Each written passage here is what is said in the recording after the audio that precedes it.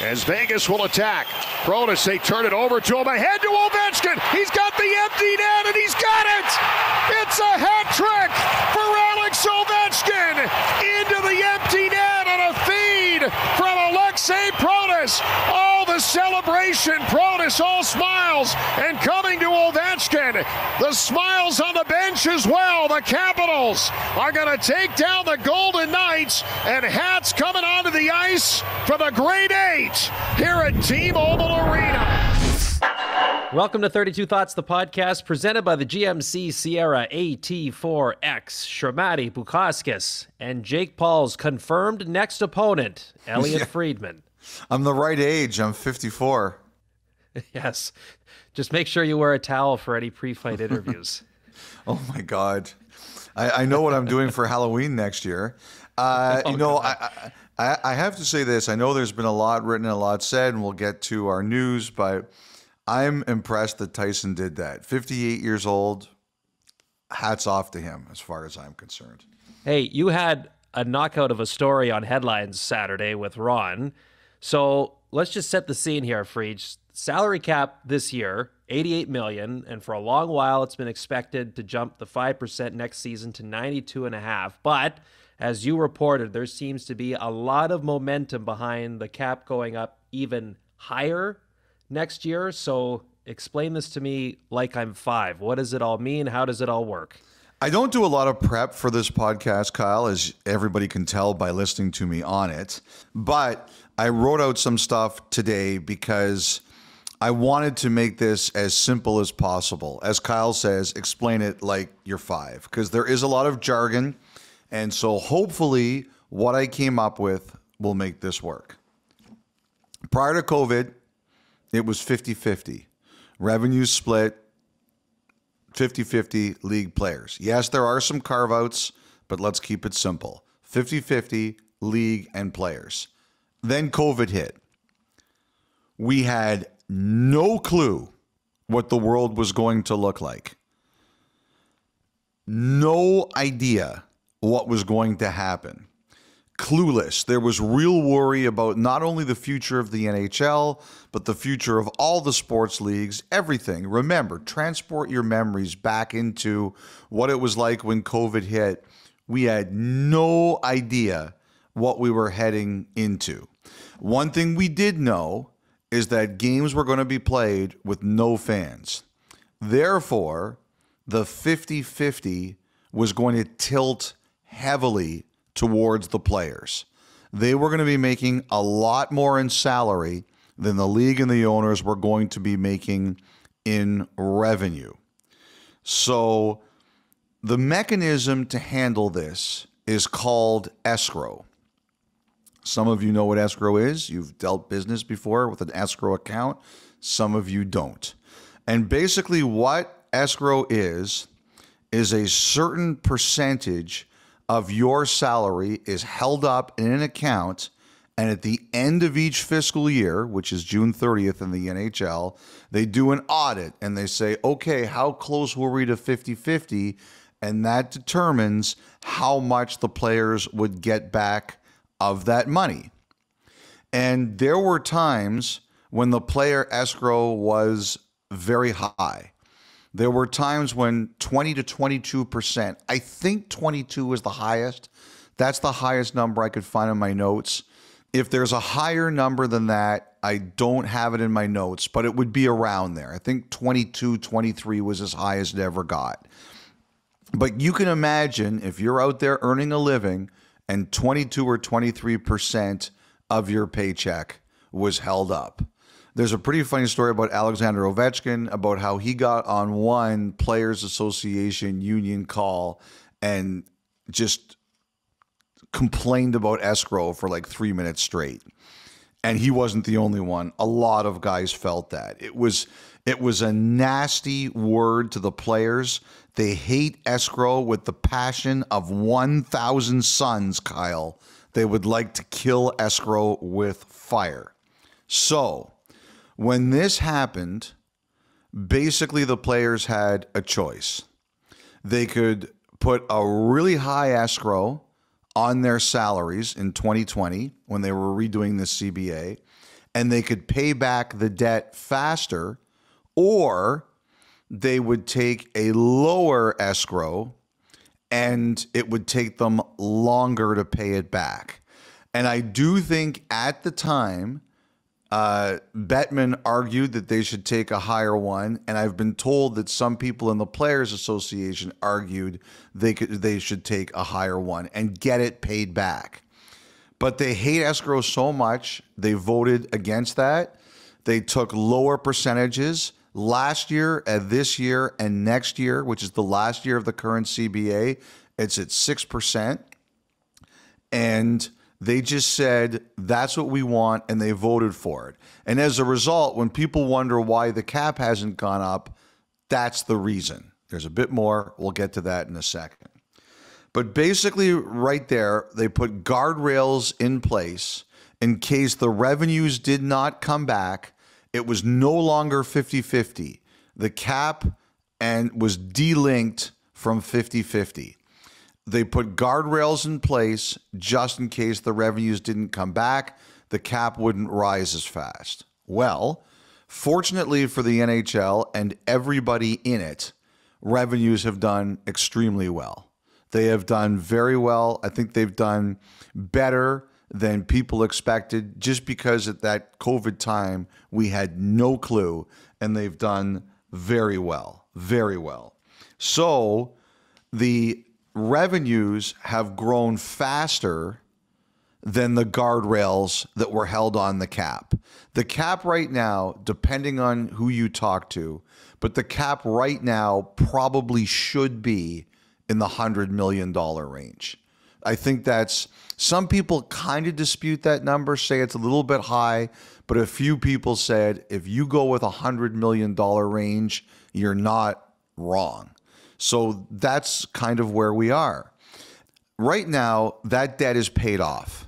What the players owed to the league, it's gone. The revenues were good enough that they paid it off. However, as long as this CBA is in place, those guardrails about the cap are still there. It could only go up 5% this year, and it could only go up 5% next year. It's supposed to be around 92.5. Now, there is a provision that if both sides agree, they could raise it higher. For example, this season, it was supposed to be 87.7, and the league said, you know what, let's bump it another 300,000. The players proposed raising it higher. The league rounded it up to 88. There have been times in the past couple of years where the players have said, look, the cap should be higher. Let's raise it higher. And first the league said no, not until it was all paid off. This year they were willing to do a little bit, but not a lot. And now it sounds like everybody's in position to go a little bit higher. Here's why I think that is. I'm assuming, and everyone's assuming, that in the next CBA, which is up after next season, we're going back to 50-50. If that's the case, and again, it depends on who you talk to, there are some estimates, and these are probably the most positive estimates, that think in 2 years, a 50-50 cap will be close to 110. Again, I had some people who would say that might be a little too optimistic. Like, you know, with the regional TV deals, you know, there's individuals out there that say you should be a bit more careful. There's others who say that's just a small thing. The revenues are really good. But I'm just going to use the number close to 110 just to give you an idea. So if next year's cap stays at 92.5, that's a $17.5 million bump in a year. I don't know that anybody wants that. I don't know. I mean, it's great for the players, but that 1 year of players, I guess, is the best way to put it. But I don't know if anybody wants that. Also, as I mentioned, the escrow was 6% last year. The players are looking like they're going to get all that money back. This year, the projections, the players have been told over the last couple of weeks in their meetings that they could get more than 100% back, potentially. That they could get the 6% back plus. I think that's happened twice.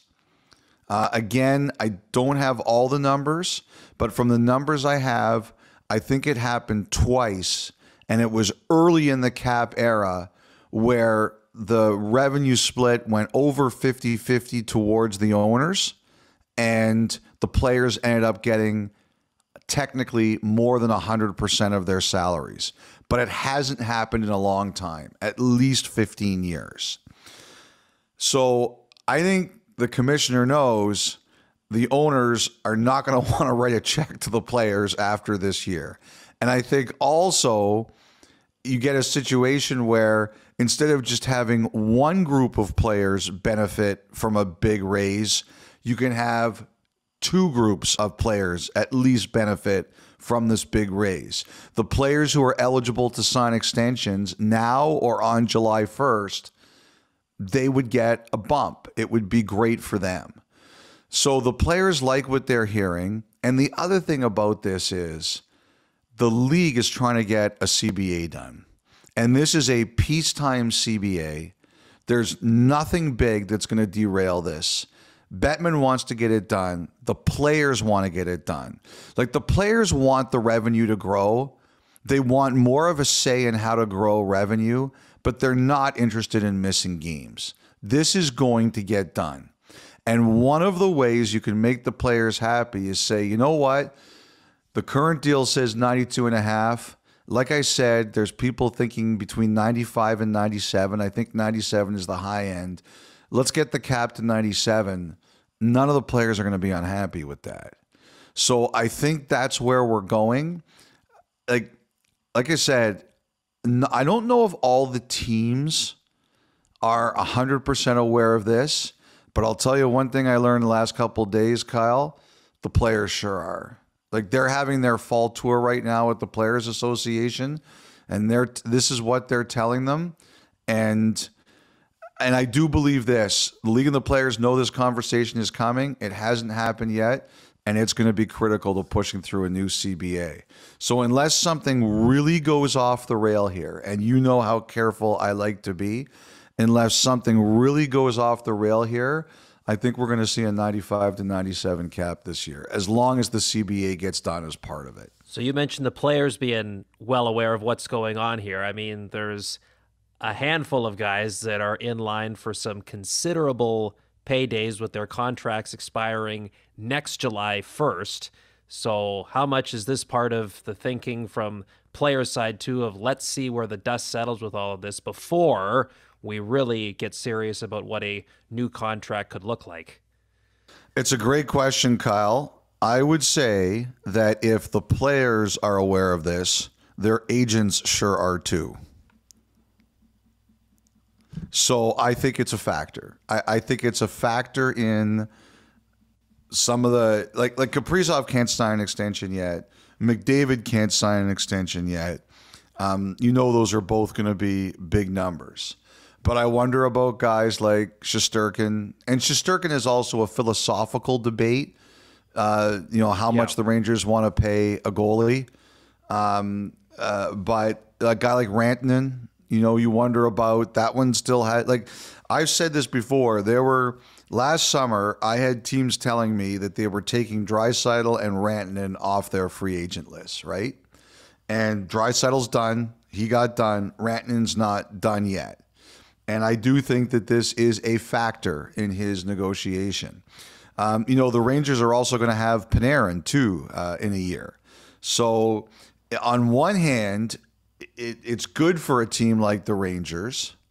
On the other hand, now you're wondering, okay, what is this number going to be for these two guys? So I think there are lots of cases. So it's like Marner. I think Marner is another one too. It's going to be a conversation about what does this mean for his number, and he's playing great. And you did a great interview with him the other day. So I think, yes, we are seeing the adjustment.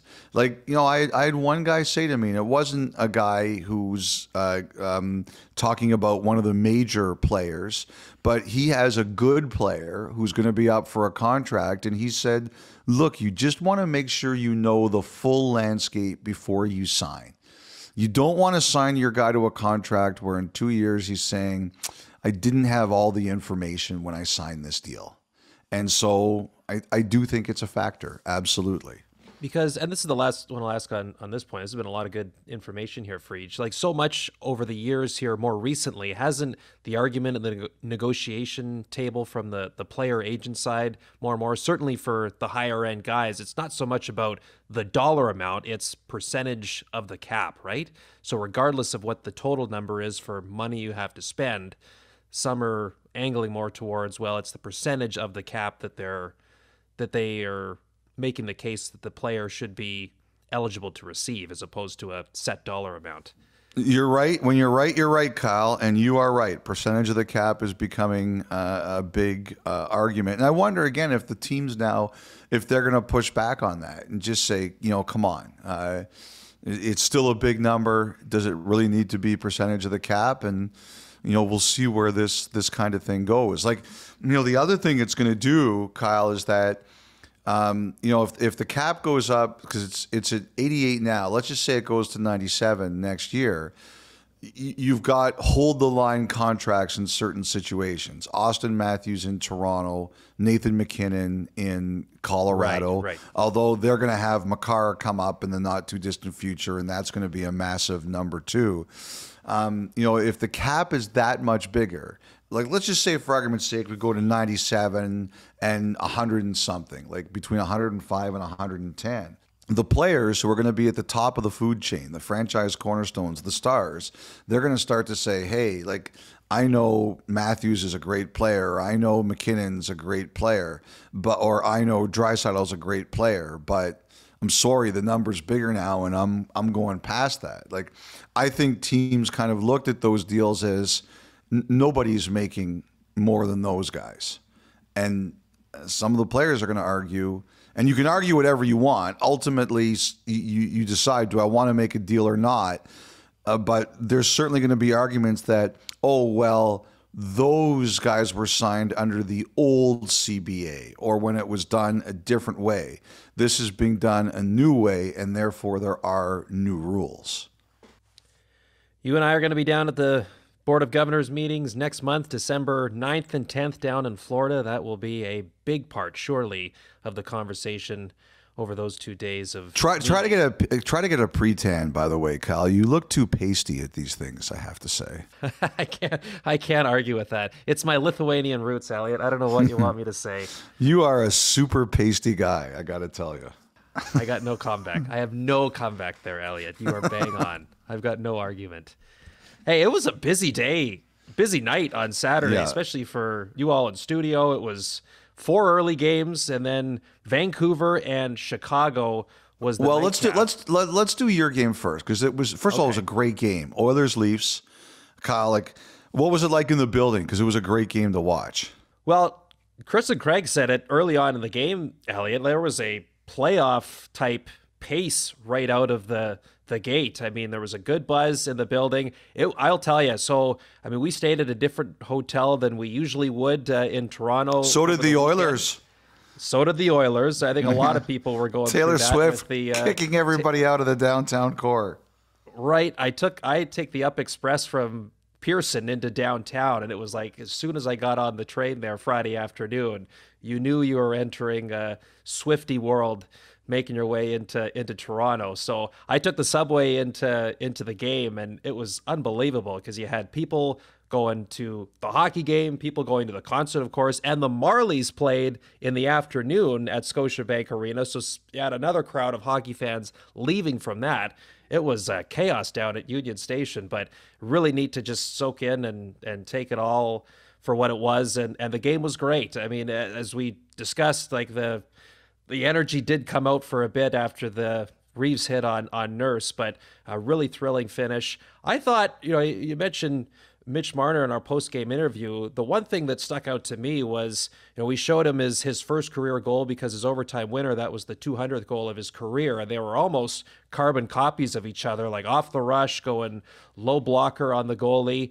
And he just talked about, when he sees the first goal that he scored back in 2016, like just a reminder of the joy and the fun that he was playing with back then. And there seems to be a conscious effort to get back to that, as someone who is, in line for a contract that can sign one, and who a year ago would have watched William Nylander go through a similar situation. And we all remember how he handled it and how that ended up for player and team. I've been impressed with how he's come out of the gate. I thought right from the first day of training camp, where he sat down in front of all the media and said, look, I know everyone wants to know questions about my contract. I'm not here to talk about it. And with how he's played by and large here to begin this season, he's kept all of those questions and any type of distraction at bay. So for a guy that, hey, we've spent a lot of time, a lot of different places kind of discussing how the market and the pressure and all the chatter can impact the player at times. I think he's handled things really well. And this is all coming as they've now won, 5 of 6 with Austin Matthews out with injury. He's the problem. He's the problem. Right. Just like when McDavid was hurt for a bit for Edmonton. Yeah, I thought it was just quite impressive how he's handled certainly the assignment on Saturday night, playing against 97, and just what a play there in overtime, breaking up the 2-on-1, and then the winner shortly thereafter. That was ended up being what could have been, a 3-game losing streak for Toronto. They find a way to scrape out a win against Washington and turn the tables on Edmonton Saturday, and now they're in a much better spot than where they could have been. Yeah, one of the things that our features people shot at the media tour, which I really like, and you see them during some of these games. They showed it Saturday night in the Winnipeg, Florida game. One of Nick Ehlers' great goals, like they gave him a tablet and he breaks it down. And they also have other players talking about players' great plays. And it reminds me that I nerd out when I listen to these things. I think if I would have a criticism of myself, and I have a lot of criticisms of myself, but one of them is I don't ask these players enough about their craft. And I love hearing them talk about their craft. And you had a bit of that in your interview with Marner. Like, he's really good at explaining what he's thinking and what he's seeing. And I think there's a lot of players like that. And so I kind of geeked out a bit on that interview, hearing him talk about some of those things. Like, that was a great game. And, the one thing, I had a chance to speak to McDavid just briefly on Saturday morning, and I was asking him about how happy he was when he got his 1,000th point in that game against the Predators. And, I said, like, I'm not used to you being excited in that moment about when it's about you. And he said it wasn't the 1,000 points. He says that's just a number to me. But what he said was the reaction of the players, the reaction of the fans in the building in Edmonton that night. He got caught up in the emotion of it. He really loved it. Did. But that was a great game on Saturday night. And I'm really looking forward to watching Winnipeg, Florida on Tuesday from Winnipeg. Hey, look, the Jets got their butts kicked. The Panthers, to me, so they lost twice to the Devils. They've handled the Bruins this year. To me, they just do enough to say, we'll see y'all in April. We'll be ready for April. Once in a while, and still, like, there's overall place is very good. Like, they're high in the standings. But they've got a bit of that, okay, we'll be, once in a while, we just like to remind you we're there. And we'll see you all in April. Very mature team. They know what they're doing. They've got, I don't think they're as deep as they were last year, but they're still very, very good. They're going to see if they can add. And the other thing too is, I loved the Panthers fans coming at the Jets with the overrated, because this year the Jets fans have been among the best at taunting other players. McGroarty, Ottinger. Now, the Jets have to do their end of the business on Tuesday. They have to play a lot better. And the fans will be ready. But you know that, hey, the Florida fans threw the gauntlet down on the Jets fans. They'll come up with something, but they got to be in position to come up with something. Yes. I just thought it was so not Florida, which was awesome. I mean, it's been a couple of years now where we're seeing that building's a lot more full, on a lot more regular basis. But the fact that they recognized the opportunity there and took it, just not used to seeing it as much down there, but it was really great. Well, I have to tell you, like, that Florida crowd, like the last couple of years in the Stanley Cup final, there's some areas there that have a kind of an edge to it. So, like, Dave and where do you stand during Florida games, like in the Cup final? Are you in the Zamboni? I'm down at ice level in one corner. Yeah, okay. So Dave and I were in a section, and what they had to do was they had to move a few seats away that were normally in our section so Dave and I could do our hits. Like, they moved them down about 10 feet. Yes. They moved them down about 10 feet. And, like, I didn't know that. I just go wherever I'm supposed to go. Like, I'm an obedient soldier. Yeah, no, but, like, David shows up. Like, I walk in all normal. Hey, how's everybody doing? Amber gets, carried in like a 15th century king. Like, he's got scantily clad handlers, like, carrying him on his throne. And, he's like, please, plebes, don't touch me. Don't even look at me. Yeah. Like, that's the way Amber arrives. So, I got to tell you, like, there was one guy, he was furious at us. He was pointing at the chair we were sitting at. He goes, "Those are my regular chairs. You are sitting in my regular chairs." I'm like, "Hey, man, sorry." Like, I think we even offered, like, to buy the guy a beer, but he was not taking any kind of deal. And, like, some of the other people there were starting to get into it. They were like, "Hey, you took his spot. He's there all year. He's a regular. Like, you guys are just like vacuum salesmen who show up, like, trying to steal from us during the Stanley Cup final. You're not here all year." And, like, it was a bit of an edgy section. Like, it was kind of funny. And then, like, and it was partially my fault, I will say this, but there was a near confrontation at one point. And one guy said to me, "What? This is not the section of fans that you want to start a fight with." I said, "I'm not interested in fighting. I am not interested in fighting. I just think the guy went way too far over the top and over the line."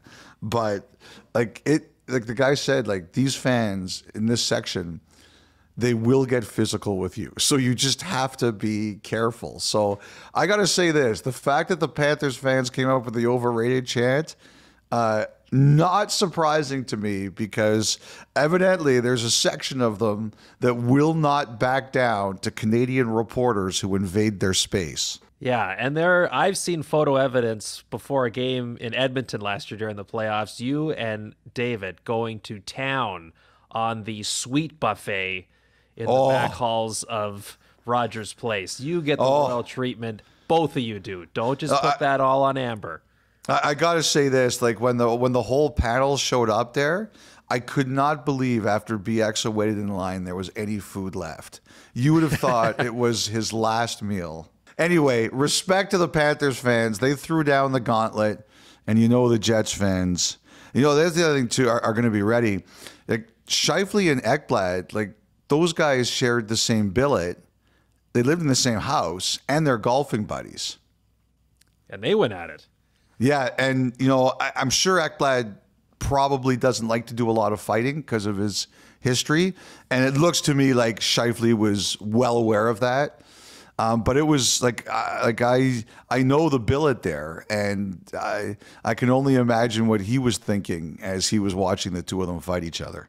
So that'll be great on Tuesday. The nightcap on Saturday, though, Elliotte, Chicago and Vancouver. It was the Connor Bedard homecoming and really great build-up, and he was fantastic on After Hours with Scott Oak. That was excellent. Especially when you consider it was another tough night for him and the Blackhawks, and tough situation on Saturday for Taylor Hall, who did not even dress. He was a healthy scratch against the Canucks, and this is a player who's coming back from a torn ACL last year, had surgery to repair it, has 2 goals, 6 points in 17 games coming in. Luke Richardson, the head coach, cited not enough practice time. They want to get Hall a little more work here before getting him back into a game. What's your read on this whole situation with the Hawks? Well, it's tough, and we talked about it a bit on Saturday night, Kyle. I am convinced that rebuilding in hockey is as hard as it is. I think there's statistical evidence to it. Like, look, there are some success stories. The Penguins, Malkin, Crosby, Fleury, obviously, 3 cups. You know, the Blackhawks, Kane, Taves at the top of the draft, 3 cups. And the other thing, too, is, you know, you forget that they had another top 3 pick that didn't work out for them. And they still won 3 cups. But there's also a lot of situations, and particularly now, like, it seems as if we talk about Detroit and Ottawa and Buffalo on every podcast. They've got good young players. They've had high picks, and they're still trying to get out of it. You look where San Jose is now. You look where Anaheim is now. You look where Chicago is now. When you really tear it down in this league, it takes a long time. And I understand completely why there are some teams that don't want to do it. That can lead you into more problems if you make poor decisions, but I understand it. I see how long it takes, and so does everybody else. Biz and Luke were talking about Bedard in the faceoff circle. He went 0 for 8. Should he play center? Like, the thing is, like, you could always move him to wing if you wanted to, but they don't have enough centers. Like, if you look at them, they had Bedard at center, they had Foligno at center, they had Dickinson at center, and they had Reichel at center. But it's not enough. Like, they've tried Kurashev at center this year. I mean, he had, a 50-point season on the wing. They tried him to center. Athanasiou, who's in Rockford right now, they tried him at center. Like, I understand what Biz and Luke are saying there, but I don't know if he's going to get any better, or the Blackhawks are going to be better served by putting him on the wing. Their roster is just too thin. And that was a tough shot to watch at the end of the game last night when he had his head down on the bench. You could see how disappointed he was. And, some people said, look at his numbers the past few games. I think the kid really cares. We talked about this. I think the kid really cares, and he really tries, and he really competes, and he wants to win. I don't think you can put this all on him. Like, they're just a long way away, and it's a lot of their offense is on him. Like, if he doesn't go, how much do they go? The whole thing is, look, teams have a right, if they want to scratch somebody, they can scratch somebody. Like, I don't think Luke Richardson is a punitive guy. I think that, he played a long time. He was a first-round pick. He battled to keep his job. Like, he understands how players feel. The one thing I think about in situations like that is when you have a guy who's in the last year of their deal, you have a responsibility, I think, as a team to decide, is this a player for us, or is this a player for somewhere else? Like last year with Tyson Barrie, for example, Nashville realized it wasn't going to work. They tried to deal him for months. And unfortunately, his number was just so big, it didn't work. Like, I look at a guy like Morgan Geekie wasn't playing in Boston for a bit this year. I think a team like the Bruins would understand if he's not going to play for us, we have to find him somewhere else. Like Christian Dvorak in Montreal, he's in the last year of his deal. And one of the biggest issues is they got him a contract where he's making $5.7 million in cash this year. that scares teams away. But I think the Canadians understand if Dvorak's not going to play, if he wants to get another contract, they have to find him somewhere else to go. And I think that's going to be the case with Taylor Hall. Now, again, you have to have a partner, but if he's not going to play, I think the Blackhawks have to find him somewhere else to go. And it was just between that and watching a bit of Bedard there with Scott after the game, he was almost at a loss for answers, going, I put in a lot of work this summer. You could just tell he was like, I did not see anything like this coming in terms of personally trying to have the production that he wants and the team trying to have success. It's all just a reminder, to your point about the scares of going into a rebuild, how difficult it really is in this league to be a true driver as a singular player. Even the great players, even some of the really good players in this league, it's a struggle to do if you're not surrounded by the right line mates and the right roster construction to have success individually and as a team.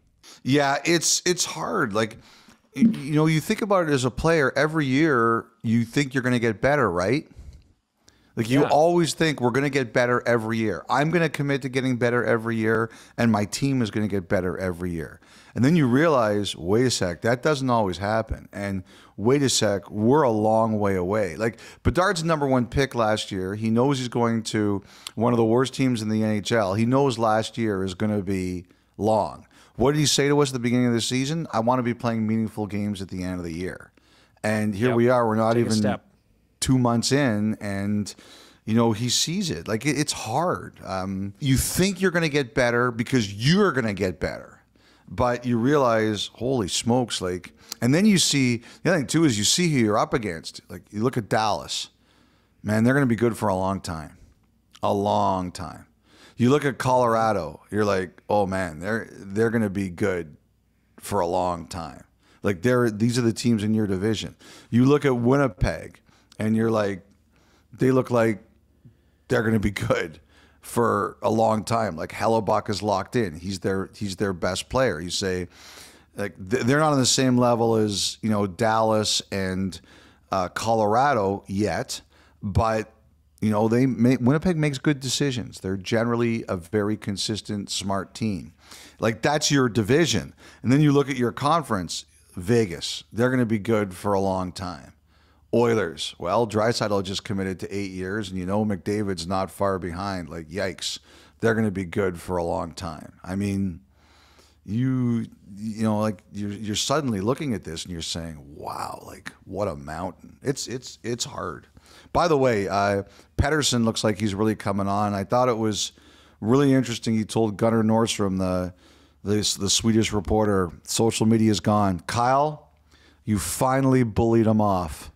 You know, you really tried. I did. I hope you're patting yourself on the back for the bullying you've done here. Everyone make note of that slander. Don't let Elliotte forget it.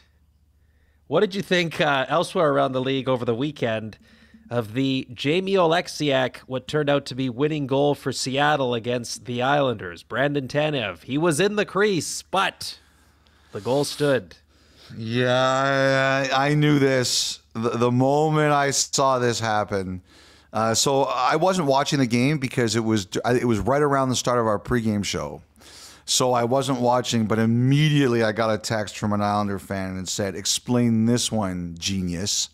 So I went and I watched it, and I was like, "Oh, I know."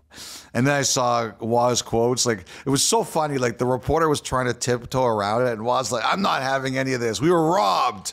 Don't tiptoe around with Waz. He'll give you the answer you need to know.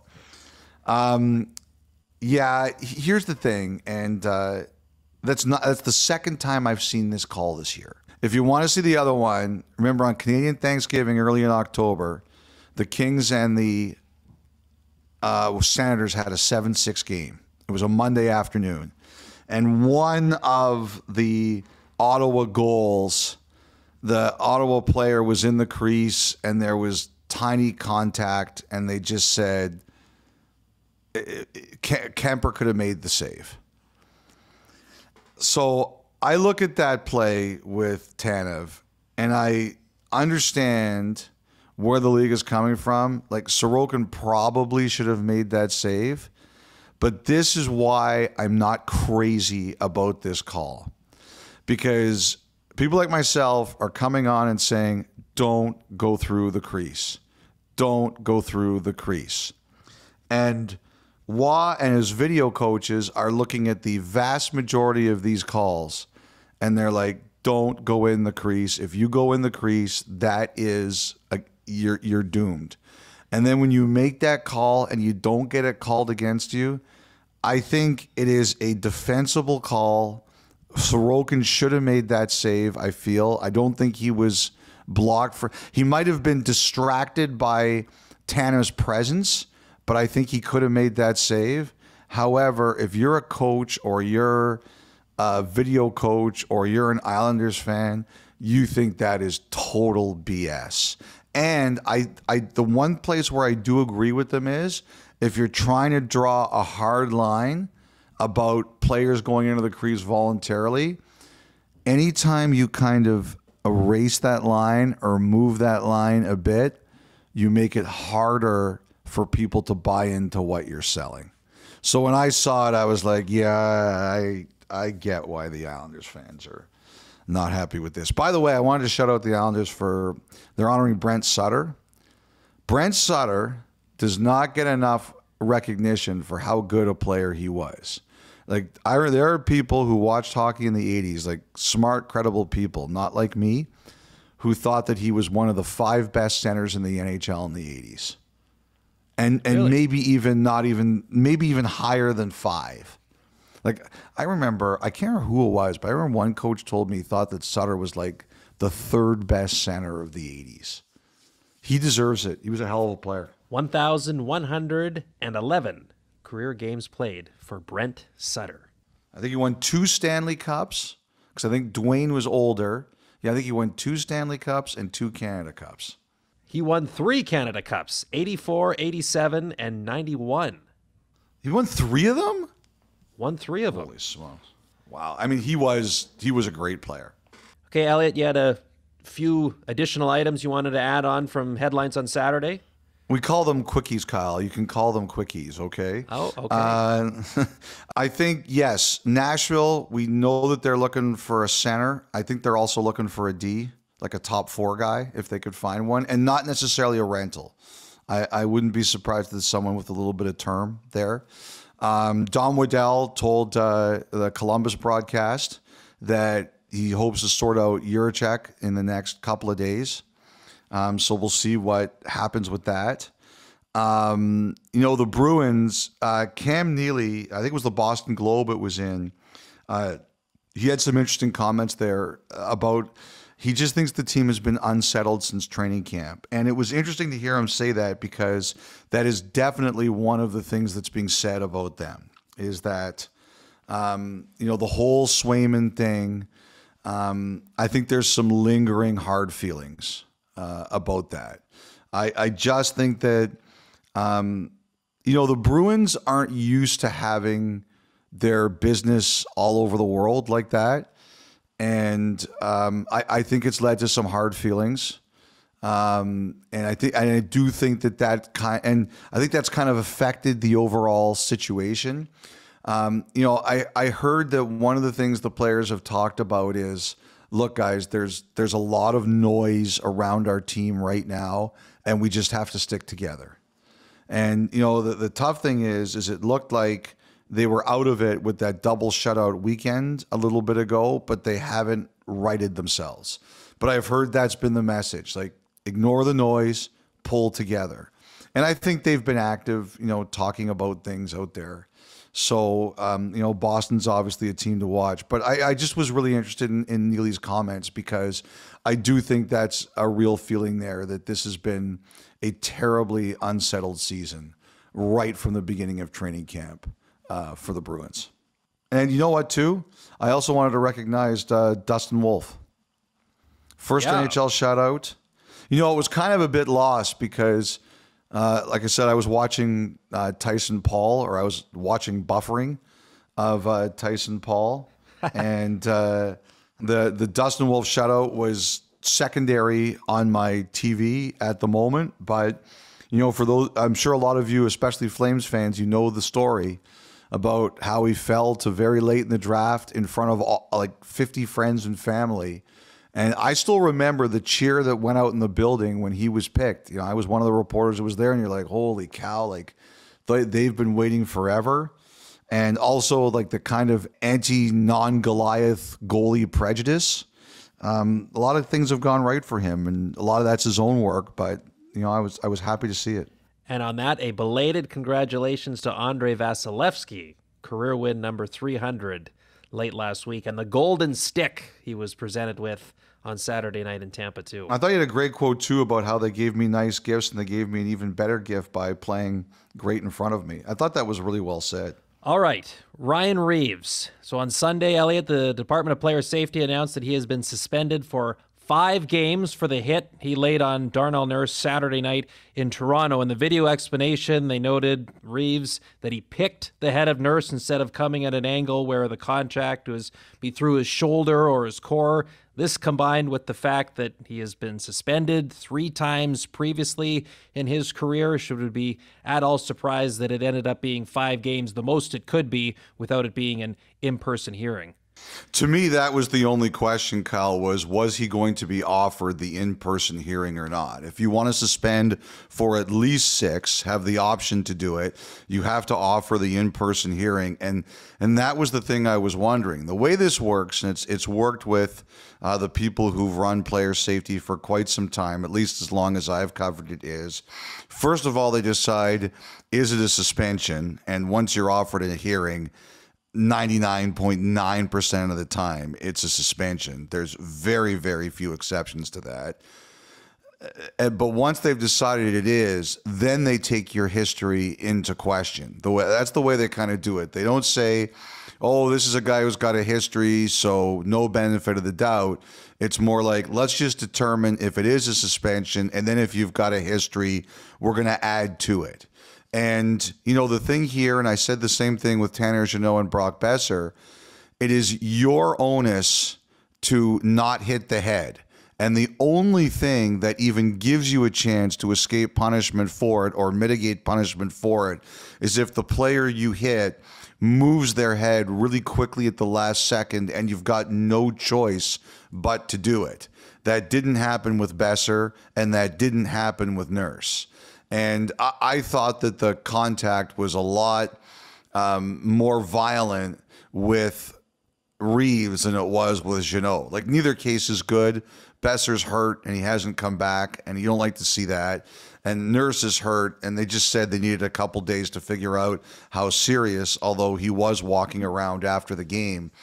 You don't like to see that either. But the only thing to me that was a question about this was it going to be in person or not? And then when they said no, I think everybody realized it was going to be 5. I thought there was a chance it might be 4, but then you remember the history, and I don't think anyone is surprised it was going to be 5. And, Reaves obviously felt terrible about it. He went down the hallway to the Edmonton room during the 3rd period to apologize to Nurse face-to-face, which was the right thing to do, obviously. But you still have to face the punishment, and I don't think anybody is surprised at the punishment. No, especially when you consider, even when the Leafs players were asked about it after the game, and though they did note that Reaves isn't a guy that would be necessarily going and looking for that type of hit, they all conceded it was not a situation you want or like to see, regardless of what side you're on. And when you hear that from the Toronto side, you knew, yeah, that was just flat out a bad hit, and some further discipline would be coming. Something like 5 games seems to fit here. Yes, I think Toronto was hoping for 4. But again, the history in question, that's what got us up to 5. All right, Jack Campbell put on waivers on Sunday, which means he's been cleared from the player assistance program, which he entered back on October the 4th. So where do things go from here with Campbell? Well, I would expect that he's going to clear, and that means he will go to the American Hockey League, Grand Rapids, and play there. It's kind of wild right now if you really think about it. Grand Rapids goalies, they have Ville Husso there, and now they're about to have Jack Campbell there. Number one, obviously, the first thing you think about is Campbell's health. I didn't realize he'd been cleared to return until I was told that he was put on waivers, because you're not allowed to do that while he's not cleared. So you just hope that he's in a good place, and you hope he stays on the proper path. These things are never easy. They are challenging, and you wish him the best.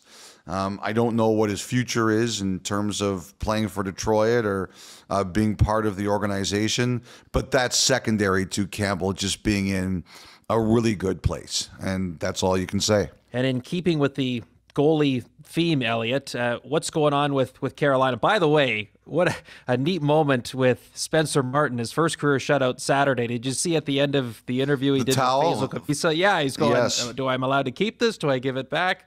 Really neat moment for the Oakville product. But anything you've going had on that happen to you before, right? Has a player ever said that too? Times. Yeah. Like I remember the first time it happened with me was the year Marty St. Louis won the Hart Trophy. That was my first year at Hockey Night, 03-04, and he had a 6-point night in Calgary. I interviewed him there. And he said to me, "Can I keep this?" And I'm like, "Oh yeah, that's yours." And he was so excited.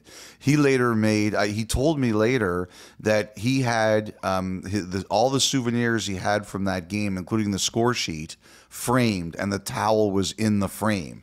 But I always remember that was the first time that someone said to me, "Can I keep the towel?" Is there any story that you remember in that? I remember like Ilya Samsonov when he was in Toronto. It was like, I'm allowed to keep this.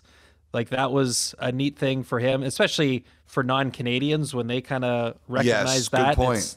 It's kind of a cool thing to be a part of. And not so much a can I keep it moment, but I remember, I think it was Tavares's first year. It would have had to have been his first year in Toronto. A couple months in, we had him for a post-game interview, and he goes, "This is my first Hockey Night towel." And I looked at him, I'm like, "Are you serious?" Like how long he had been in the league at that time. And I guess in a way it makes sense because the Islanders wouldn't have played a ton on Hockey Night over his years there, but it took that long for him to get one. And he was almost the sense of, finally, I got a kick out of that and remember that one since. You know what's funny about that is I remember a game when Tavares was in Toronto, and I asked for him in between periods, and Kimber Auerbach, who's the great PR guy on Long Island, he said, "Can you do us a favor? Casey Cizikas is a Toronto area guy. Can you interview him? Like he would love to do an interview in Toronto." So I was like, "Sure, no problem. Like if it's that meaningful, I would be happy to do it." Tavares could have got his towel earlier if Kimber hadn't given me the Heisman on him. It's all Kimber Auerbach's fault that Tavares didn't get a towel sooner. Yeah, I'm glad that comes out. Actually, that happened the final weekend of the Joe Louis Arena in Detroit. The Saturday game there, Montreal was in town at the end of the year. I was working sidelines. Similar situation with Danny DeKeyser. He hadn't ever received a Hockey Night towel. And Todd Beam, the PR guy there, said, "Hey, would you consider that?" And it was a first intermission interview, and it's not like anyone had popped off for 3 points early where you're going, "Well, we've got to interview that guy." So I thought, yeah, bring Danny on. That was neat. Yeah. You know what? So it's those PR people, they're looking out. They know who it matters to. They know. That's a good little thing to put in the pod. Anyway, so one of the things I was wondering on the weekend was, Chekhov was hurt, and he obviously played on Sunday when they beat the Blues.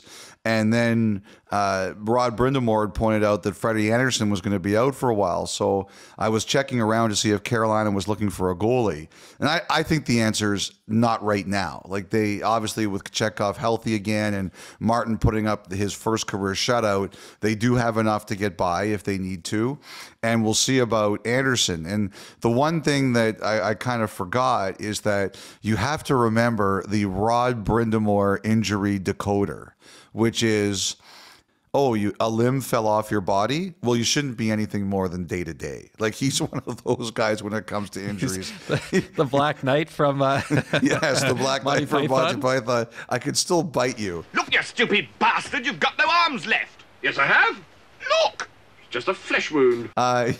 He's, like he was like that when he played, and he kind of thinks like that now. And I don't know what the timeline is going to be here with Anderson, but I was reminded that it's always tough to take Brindamore's word on injuries because he's just like, player available, great. Player not available, he just doesn't think about it. So the sense I really got is until the Hurricanes absolutely know what's going on here with Anderson, they'll wait and sort this out. They're good enough that they can get by with Kochetkov and Martin. I think as the season goes on, they'll figure out what they need to do there. And they won again on Sunday. Natchez is unbelievable right now, 13-point streak. And, I don't know if it'll ever turn out like this, and this might not be the right comparison, but one of the great sayings I've been told, there's a friend of mine who always uses this saying, there's two ways you can solve your problem. You can either do it yourself or you can trade to solve your problem. And it's always preferable to do it yourself. And there was a time last summer, and Natchez admitted it, where he thought he was going to be traded.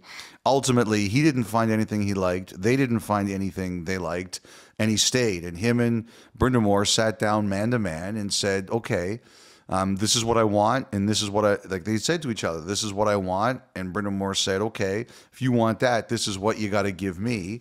And they've both delivered. Brindamore's giving him the time, and Natchez, the way he's playing, shows he really deserves the time. It reminds me a bit of Tortorella and Vincent Lecavalier 20 years ago, how Jay Feaster said, you guys better get used to each other because neither of you's going anywhere.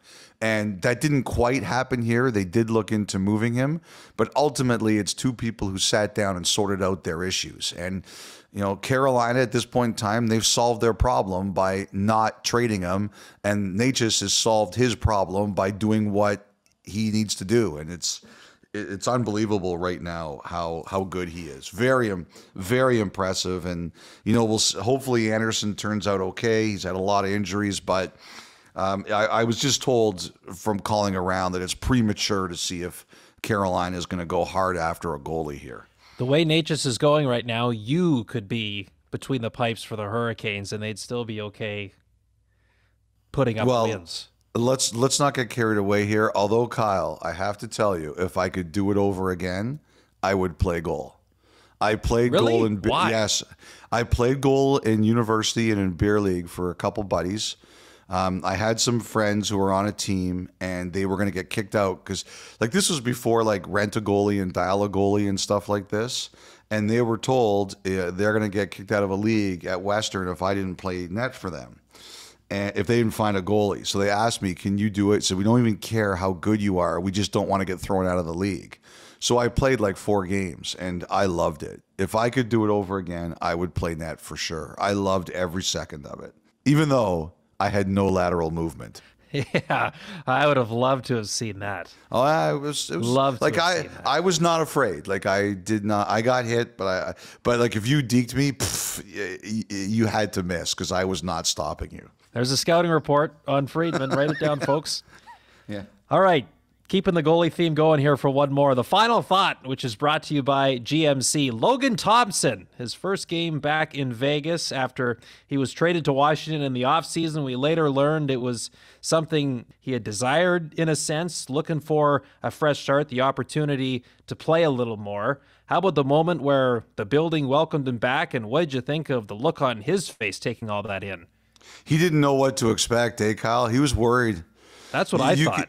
Yes, 100%. First of all, I did a great tribute. It was a really nice tribute, and you could see how much it meant to Thompson.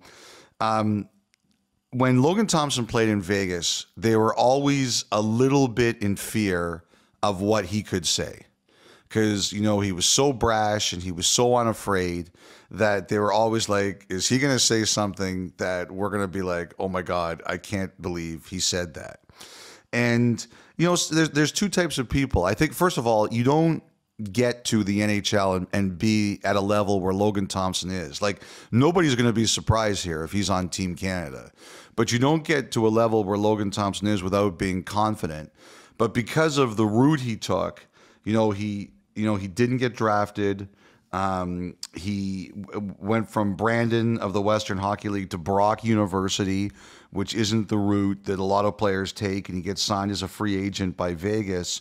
There's probably also a little bit of a chip on the shoulder. Nobody believes in me. I don't know if insecurity is the right word, but there's always that, you know what, like, I really had to fight and scratch and claw for this, and I'm not sure where I really fit in the universe. And it's pretty clear to me that that's never left him. That, like, I would think that Vegas would probably say the idea that we didn't believe in Logan Thompson is crazy, but he wanted more of a role. He's getting more of a role in Washington. He's obviously like, Washington's got some interesting decisions to make this year. They've got both Lindgren and Thompson unsigned. And I'll say this, like, I don't know what the Capitals are going to do here, but I've had teams who told me that they don't think it's impossible, as long as the two goalies are okay with it, that the Capitals keep both of them. Now, I don't know that it can happen, but they said they could see the Capitals trying. Like, it's working for them. But the two of them have to want to do it. And, like, Thompson to me is just one of those guys. He's brash, he's confident, but there's also a little bit of a layer of, people don't believe in me, I'll show you. And I think that's what that reaction was. It's like, it reminds me a little bit of Sundin in Toronto. He wasn't sure how the reaction was going to be, and it was emotional. And you learn in that moment, what you should have probably known years before, is that everybody, if you put out an effort for people, they'll always thank you for it. And you could see how meaningful that was for Thompson. It was a great moment. It really was a nice moment on Sunday night in Vegas. And you know what? You can't mention this game without mentioning Ovechkin too. 3 more, 13 this year, right atop the league lead. Made a great defensive play on Barbashev too to prevent one. I don't know. I mean, I never would have thought we'd be talking about this season, but here we are. That was the final thought, brought to you by GMC. When we come back, it's the Thought Line. You're listening to 32 Thoughts, the podcast.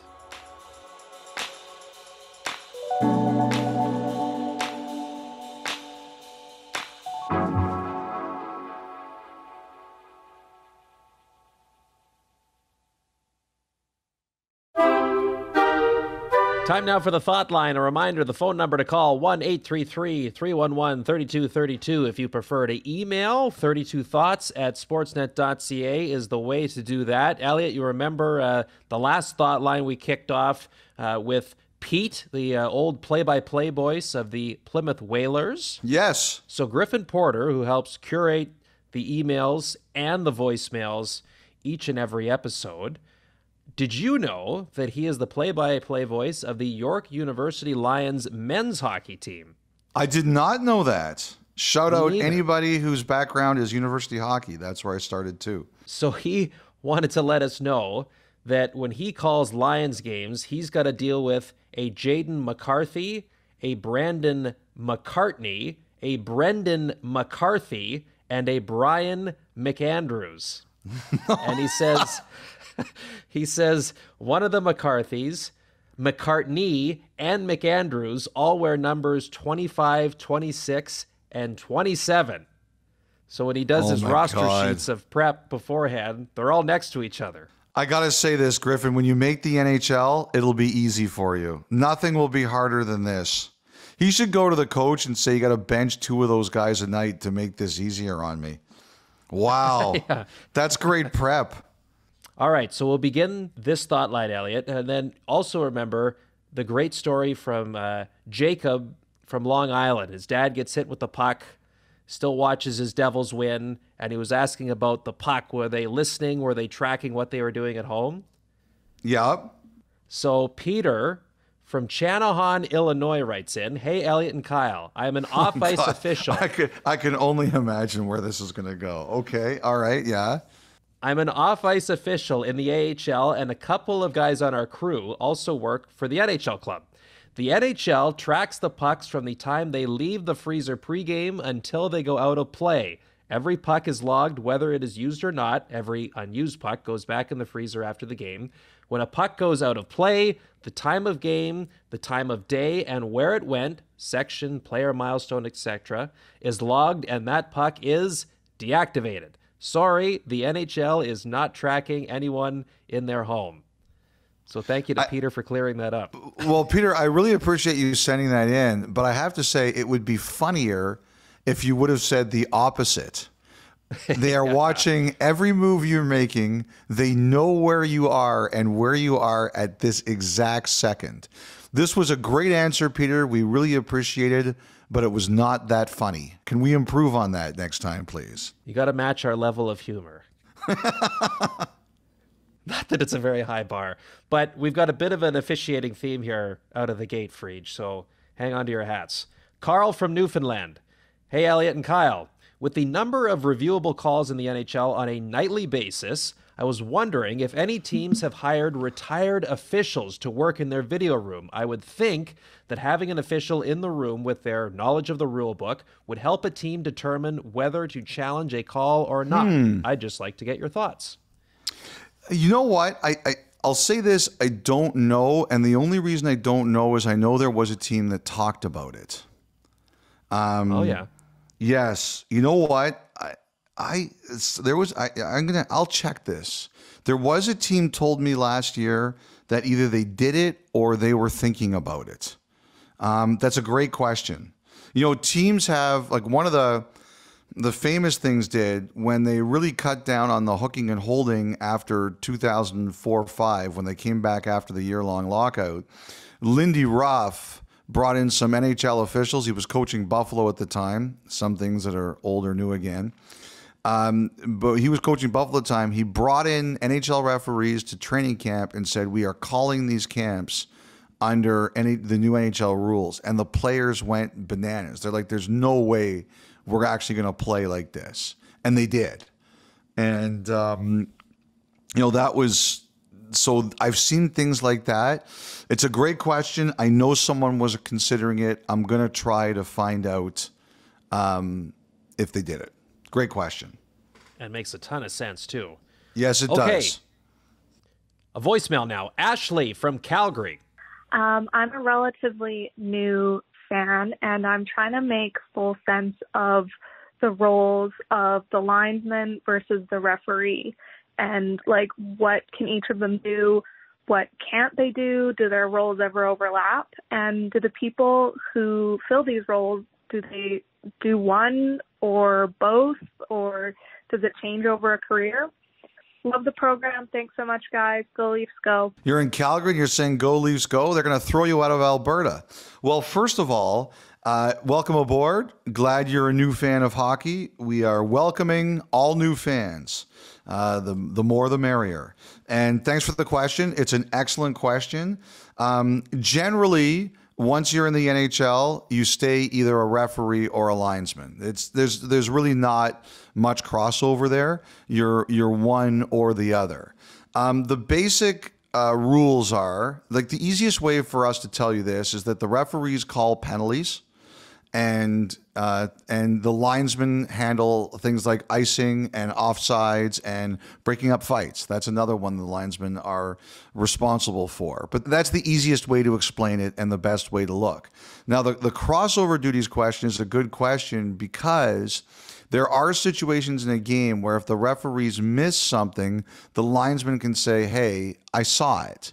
Like an injury or a high stick or situations like that. You will see Puck out of glass. Puck out of glass. Like, did it go out directly or was it tipped? Basically, is it a penalty or not? So you will see situations where all four of them huddle and they're asking each other, "What did you see? Like, tell me what you saw here. Help me out."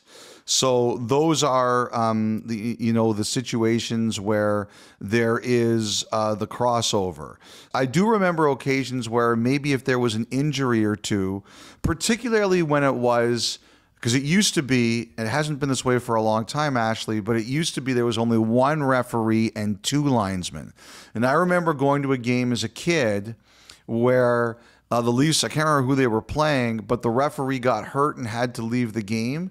And Swede Knox, who was a famous linesman, big guy, he had to become the referee for the game. And it was very clear, even to like 14-year-old me watching, he wanted no part of calling penalties. And the game turned into a gong show. So there are those, like now that there's two of each, and in the playoffs, when there's a backup in the building, that doesn't happen. But it used to happen that occasionally one would have to take the responsibilities of the other. It's a great question. James from Linden, Michigan. Cheers, guys. Number 0 has become a popular number in the NFL and is also used in the NBA and MLB. Has an NHL player ever worn 0? Is it even allowed? Thank you for the question. There have been NHL players who've worn 0. One. Neil Sheehy, who's good. Now, I remember him doing it, who's now a player agent. Neil Sheehy was the guy who wore 0. He was also the guy who openly loved to take runs at Wayne Gretzky. Like he was the guy. And he would like the idea that you shouldn't touch Gretzky. If you went to him with that, he would be like, "Get out of here. He's on the ice. I can hit him." John Davidson, who ran the Columbus Blue Jackets for a long time and also was a Hall of Fame broadcaster, he wore 00. So there's been a 0 and there's been a 00. Yes. Martin Biron also for a brief window. Oh, I forgot about that. Emergency call-up from the Quebec Major, well, at the time was the Quebec Major Junior League. Appeared in 3 games. I forgot about that. Wore 00. But and now, also, you can't do it anymore, right? They banned it, yes. Right? Well, and the reason is because when they went to a digital database for statistics in the 90s, having players input as number 0, it confused the technology. So they outlawed any player from wearing 0. That's the reason why. It's like Y2K. We're going to hit the year 2000 and the world is going to explode. That's right. It's like something out of Office Space. Did you borrow my stapler? Yes. So the 3 numbers that can't be worn anymore are 0, 00, and of course, 99 for Wayne Gretzky. Thank you, James, for the question. Up next, Ted, a Flames fan living in Edmonton because I married the love of my life here 30 years ago. Oh, man, the things we do for love. Will be a Flames fan moved to Edmonton because of love.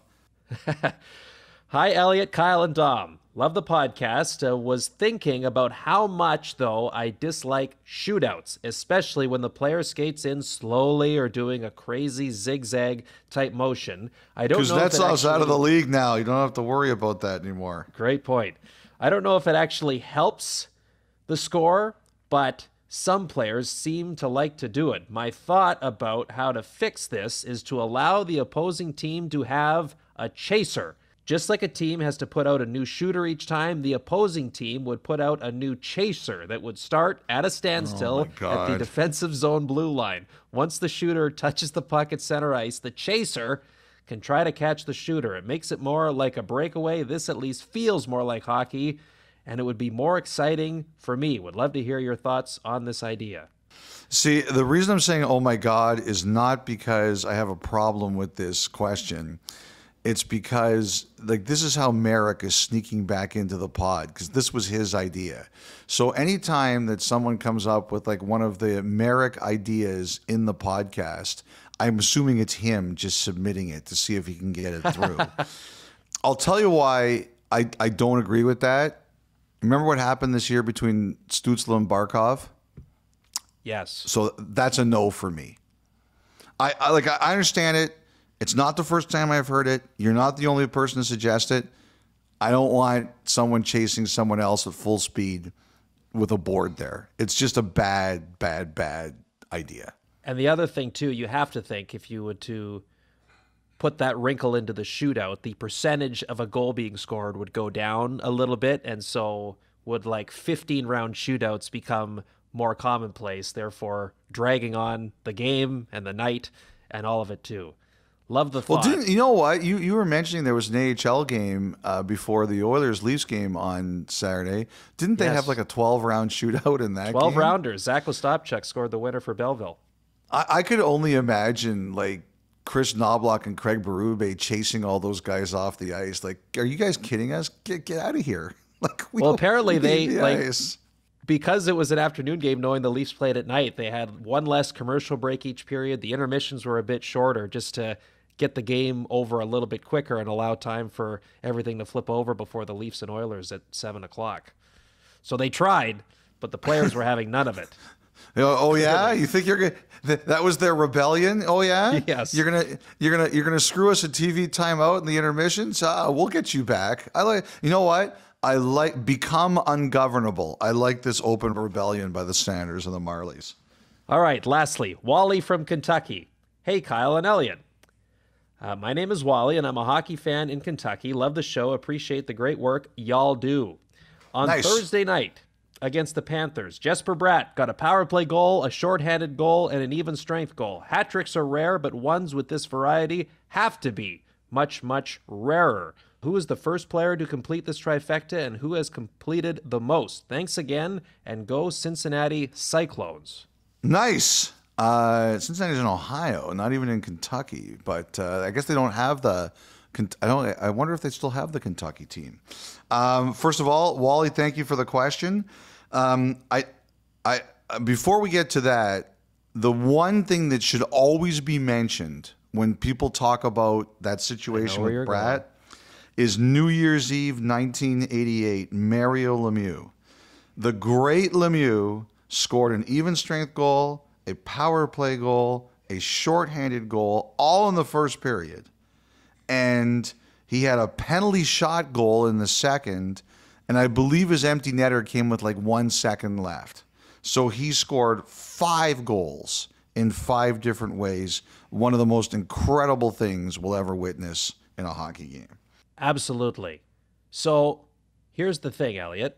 Since power play goals and shorthanded goals were first tracked in 1933-34, this is kind of surprising. Do you have any guess how many times this has happened?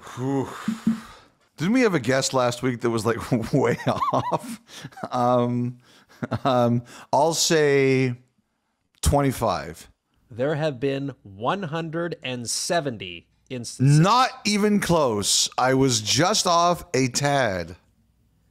137 different players have scored an even strength goal, a power play goal, and a shorthanded goal in the same game. Do you have a guess of who's done it the most? Here's your one hint. Okay. Don't overthink it. Oh, I was going to say Gretzky. That was the first guy who came to my head. No. You overthought it. No, I definitely didn't overthink it. That's the easiest guess. Mark Messier? No. All right, just give it to me already. I guessed twice. You've already said his name, Mario Lemieux. He's done it 7 times. Oh, really? Yeah. Oh, I figured he wouldn't be the answer to 2 things. I don't know why I figured that. It's completely illogical, but I was like, all right, let's talk about Lemieux. I'm not going to talk about him again. Yeah, as many remember, he had 1 good season and didn't do much other than the 88-89 year. Yeah, that's right. That's pretty funny. The Pittsburgh people are going to kill you for this. You are never going to be able to set foot. Well, you'll be able to go to Philadelphia, but you won't be able to go to the rest of Pennsylvania. Yeah. All right, Wally, great question. That is Great a great submissions question. once again. 176. I never would have guessed. Griffin Porter, thank you for your work as always. And once again, 1-833-311-3232, 32 Thoughts at sportsnet.ca. Back to wrap 32 Thoughts, the podcast, after this.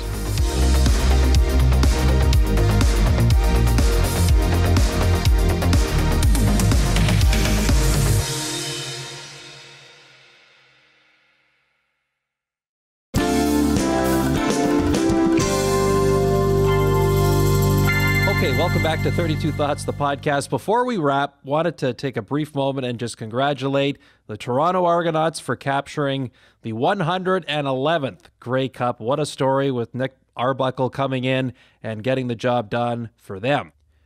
Okay, some hockey to look forward to on the network this week. Tuesday night, the Calgary Flames continuing their 4-game homestand. The New York Islanders are in town. That one can be seen on Sportsnet 1, 9 Eastern, 7 o'clock Mountain Time. Scotiabank Wednesday night hockey this week. The Vegas Golden Knights are in Toronto to face the Maple Leafs. Toronto enjoying a lighter portion of their schedule. David Amber and company come on the air 7 Eastern, 4 Pacific. Puck drop getting underway a little after 7:30, 4:30 Pacific time. You could have listened to anything, anyone. We appreciate you taking the time to listen to Elliotte and I. For the two of us and Dom Shamati, have yourselves a great week, and we'll talk to you again on Friday.